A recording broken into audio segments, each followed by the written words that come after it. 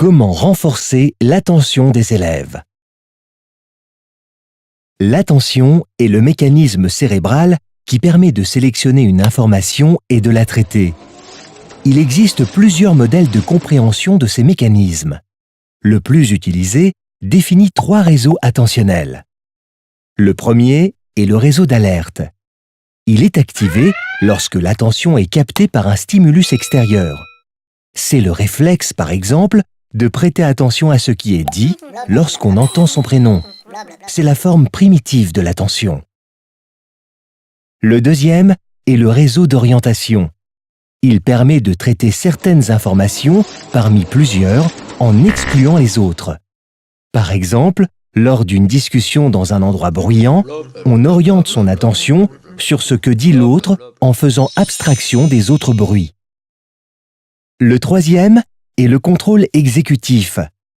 Il permet, lorsque plusieurs tâches sont en concurrence, de planifier et de prendre des décisions. C'est le moyen qu'a le cerveau de traiter des informations et des routines nouvelles. Le contrôle exécutif est particulièrement sollicité à l'école.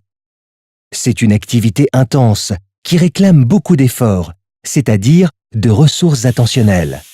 Pour pouvoir en libérer une partie, l'élève a besoin d'acquérir des automatismes. Ainsi, lorsqu'il apprend à lire, il doit d'abord être complètement mobilisé et réaliser des exercices d'entraînement qui sollicitent le contrôle exécutif. En passant par une série d'essais et d'erreurs, l'élève parvient à maîtriser le déchiffrage, c'est-à-dire la conversion graphème-phonème rapidement et sans effort. L'acquisition de cet automatisme permet d'économiser de l'énergie mentale et de dégager des ressources pour d'autres activités comme la compréhension. L'attention est donc quelque chose que l'on peut entraîner. Les enseignants peuvent orienter celle de leurs élèves en leur proposant un matériel attrayant mais non distrayant.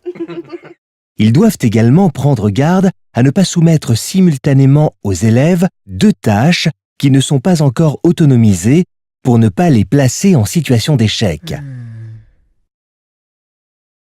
Ils peuvent aussi directement les aider à développer leur capacité d'attention, par exemple grâce à des exercices qui reposent sur la pleine conscience, un moyen de focaliser son attention en la portant sur le moment présent sans jugement.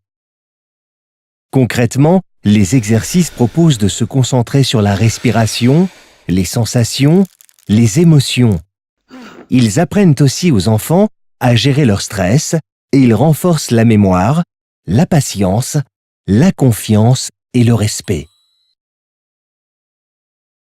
L'attention est donc un processus aussi complexe qu'essentiel dans l'acquisition des apprentissages pour lequel l'enseignant dispose d'un certain nombre d'outils qui permettront aux élèves de la développer.